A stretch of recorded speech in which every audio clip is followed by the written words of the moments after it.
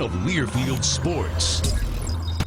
Now it's time for the Justin Fuente Show, presented by AutoZone. The show is supported by the Tennessee Lottery, Jack Fertle's Chicken, and by the Mid-South Chevy Dealers.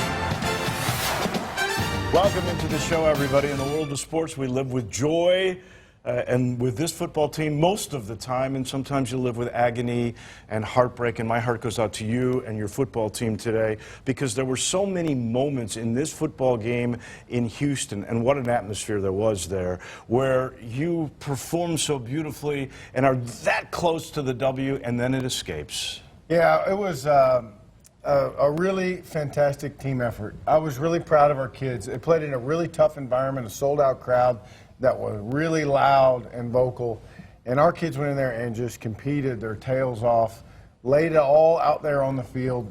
When you look back at the game, there's 25 or 30 plays in special teams, offense and defense that could have gone either way, plays that we made, plays that they made, that ultimately determined the ball game. That, you know, if we make one of them or they don't make one of them, then who knows what the final score is. But it was a fantastic football game, I'll say that. And you mentioned that crowd. Now, that was the largest crowd ever to attend a game at TD-ECU Stadium. Now, it's only 2 years old, but it was big. And you think about this, that's 2 weeks in a row now that conference games produced 55,000 here, 42,000 there. This league is really turning out to be special. It really is. And, you know, we've got really good football. We've got good players. You know, there's a quarterback-driven league. There's some really good signal callers in this league.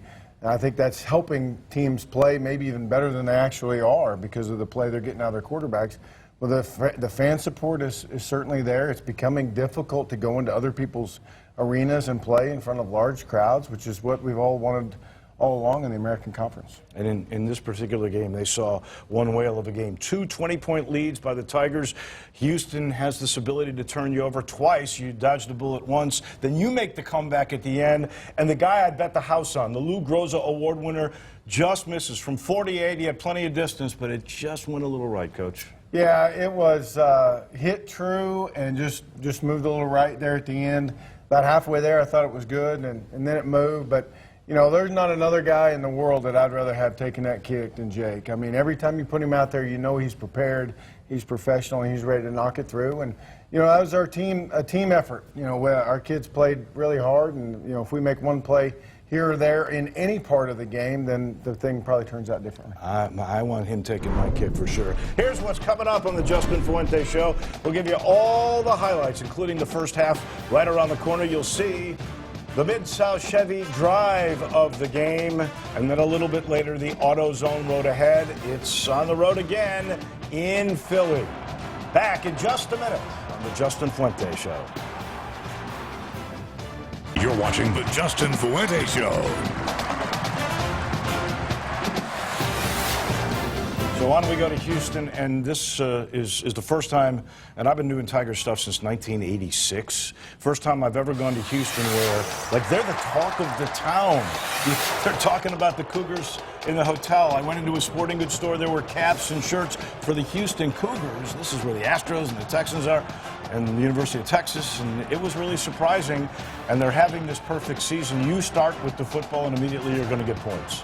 Yeah, we really wanted to make a concerted effort to getting back to running the football. You know, they played some too high coverages. They were known for their exotic blitzes and pressures, and we wanted to make a concerted effort to stay out of those long yardage situations and really wanted to dedicate ourselves to running the football. I think by and large, our guys that possessed the ball did a fantastic job of holding on to it. But we get a nice drive, move down there, and Jake steps in there and knocks it through. That one's a 41-yarder. Right down the middle, and the Tigers lead 3-0, and Houston's going to come back. And there's their all-everything quarterback, Greg Ward Jr. Hardly ever gets sacked. Wynton McManus had 2 today. Yeah, our defense was absolutely fantastic in the first half. They totally contained Greg Ward, didn't let him get out of the pocket. We didn't rush past the quarterback. It was an incredibly disciplined and professional effort. Held him. You know, it wasn't 3 and out every time, but it was almost 3 and out every single time to start the game. Really did a fantastic job getting the ball back for our offense. We hit Jarvis Cooper here with a little screen pass to try and get back on the chains. You know, we were a little behind the chains there. We're in another third down and long. Again, we're anticipating a lot of pressure. That's what they showed, and they're actually playing a little bit more conservatively defensively, which kind of took us by surprise. But we have to punt, and our defense steps up and meets a challenge. And again, is getting pressure on the quarterback. We're around his receivers. We're doing a great job on first down, forcing Houston into second and third and long, which is really paying dividends. Our defense continues to get off the field. I thought this was a big third down conversion here. Paxton does a good job. He gets on the move and then just gives a little pump fake, gets the defender up in the air, and gets the first down, and we go back to the ground. I thought Dorland Dorsey has played a really, really good game. He was just fantastic. He did a great job taking care of the football and really ran hard. Again, the first quarter ends with a 3-0 lead, and we flip the field here and get a little something going.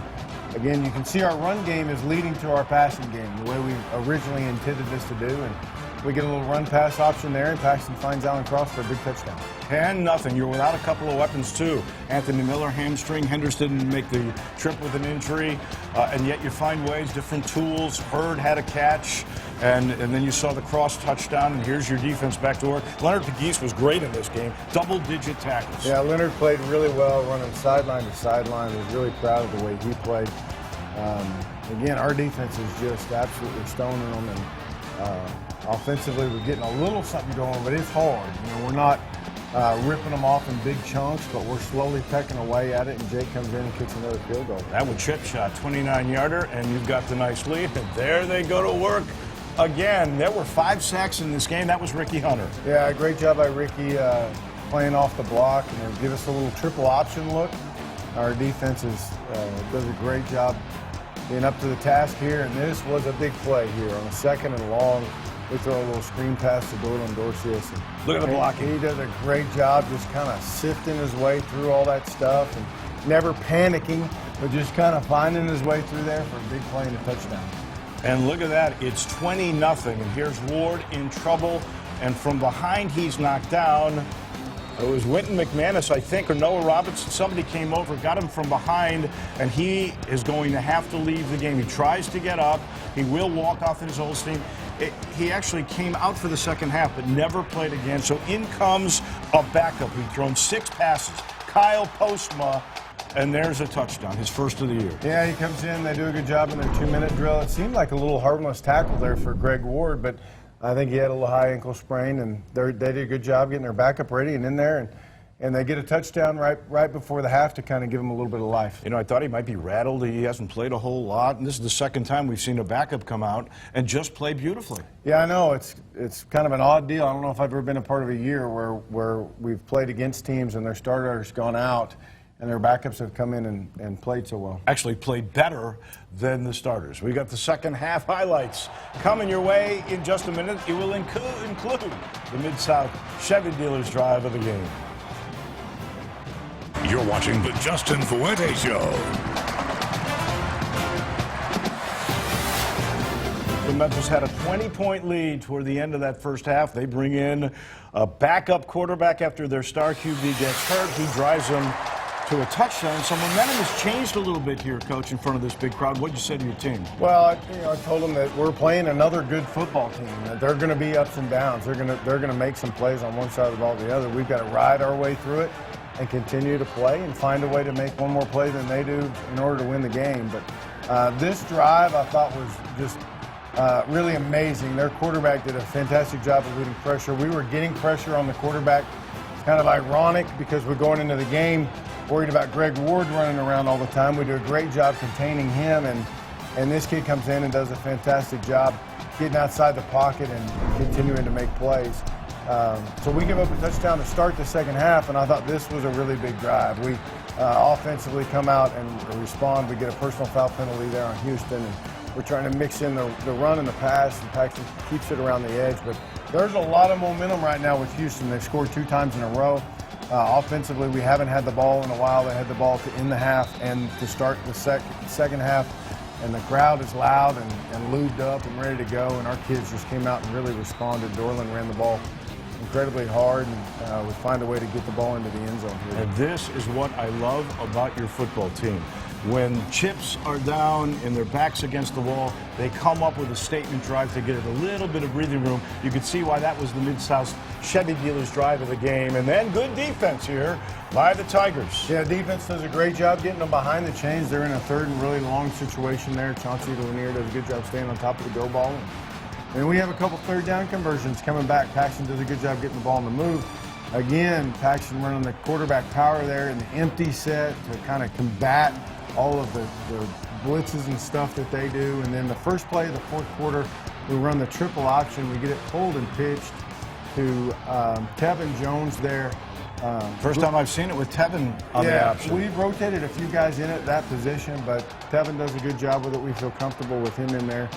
And then Houston, with another answer, comes back and moves the ball down there and finds a way to get the ball in the end zone. And, you're starting to see a little bit of wear and tear defensively. We didn't take a whole lot of snaps on defense in the first half, but we're taking a lot of snaps in the second half. And there is your first mistake of the game. Dorlan Dorcius, one of the only plays he made all game. But wow, what great defense on a fourth down. Chauncey Lanier, Chris Morley, they're all over the play. You get it right back, and to work you go. And look at this run by Mr. Dorcius. Yeah, fantastic job of the defense responding. We put them in a hole there, and they just were up to the challenge and got a fourth down stop. And we got the ball back out near midfield, and we're trying to continue to stay aggressive. We didn't feel like we could just sit on the ball. We had a little run pass combination there. The linebacker made a really incredible play. The ball was probably thrown a little bit low there,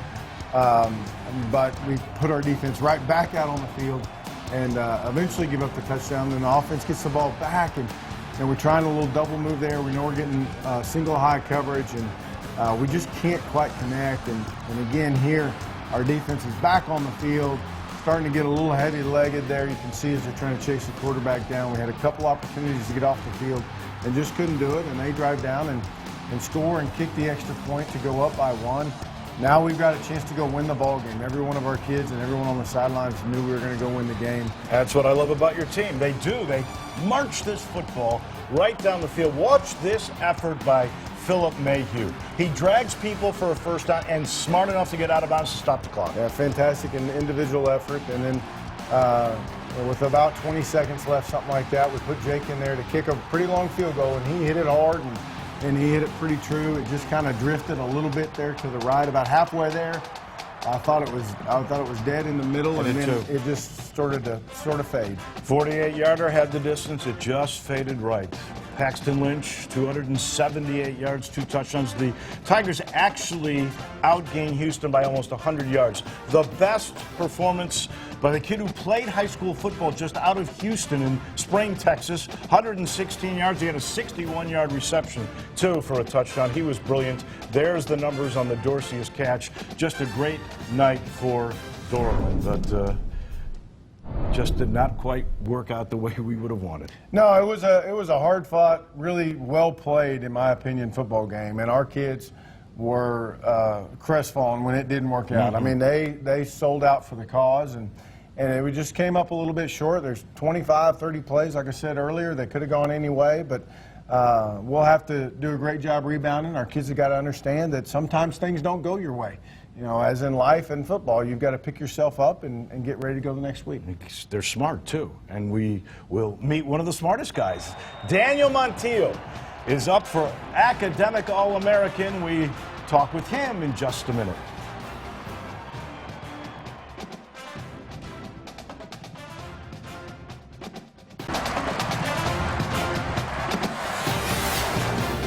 Tiger tight end Daniel Montiel has had a heck of a season on the field. Off the field, pretty good, too. Just named All-District, All-Academic, and he's on the All-American ballot. And he talks to us about what it's like to be a student. Lynch holds the ball, makes the read, throws in the end zone. Wide open! Touchdown, Tigers! It's Daniel Montiel! I always taking pride in school and academics, and I just try to do my best to get the best possible grades I can. It's great, and I just try to set an example, and I know that we're all leaders as being college football athletes, and people look up to us, and it's all about kind of like time management and effort you put in, and that's what I feel like college is mostly about, is just will you do the work and put in the time to reap the benefits. And I just try not to be a hassle to the coaching staff, you know, because they don't want to deal with grades. It's mainly about football with them. So I just try to do my best to be the least worried about kid in academics. From the pistol, here's Lynch. Faking, throwing, end zone. Touchdown, Tigers! They take the lead. It was caught by Montiel. I would just tell kids that it's more than just about football. You know, football's going to be there, but it won't be there forever. And you got to understand that you got to be educated and listen to what people tell you, because they're not just telling you just to waste your time, and understand that it's all important, and you should just put your best effort into it and try to get the best grades you possibly can. Heck of a young man, Coach. You pick good athletes, you pick good students, too. Yeah, I really like those guys that say they want to be the least worried about guy on the team. But Daniel's a fantastic student in high school. He's continued that tradition, sets a great example for our young guys on the team. And really, he has blossomed, too, on the field. It's been a great story. We come back in just a minute. The AutoZone road ahead takes us to the city of brotherly love. Hopefully recreate some love. That's next. You're watching the Justin Fuente Show. Good thing about college football, there's another challenge next week, and your team really bounced back from the Navy loss. But now it's 2 weeks in a row. How hard is it, especially after the way this one finished? Well, this one's take a little emotional toll, quite honestly. I mean, last week against Navy, I thought they just beat us. You know, they're a really, really good football team, and we didn't play that poorly, and they still beat us. This week it was an emotional game that we had control of for a large portion of the game. To their credit, they still made enough plays to win the ball game. So we've got to hit reset a little bit on this, emotionally get recharged. We've got a fantastic opponent in Temple, but it's going to take some leadership. It's going to take a leadership from coaches and leadership from our older players to get recharged and get ready to go, because this, there's no reason to dance around it. This was a tough one. This is as silent a locker room as I've been in since I've been here at Memphis, which is a good thing. It means they care and they love the program. So the AutoZone road takes us to Philadelphia, Pennsylvania, where Temple lies in wait. And let me tell you about Temple now. They lost yesterday, too, to a very good USF team that hasn't lost since they lost to Memphis. And so they're going to be in a surly mood. They got a great coach in Matt Rule. He's one of those hot young coaches. I know you know about those, Coach. And they got a great quarterback, a great running back, a kid named, he's a linebacker that just ate up Memphis a year ago. And we kicked a field goal in the last play of the game last year to beat them.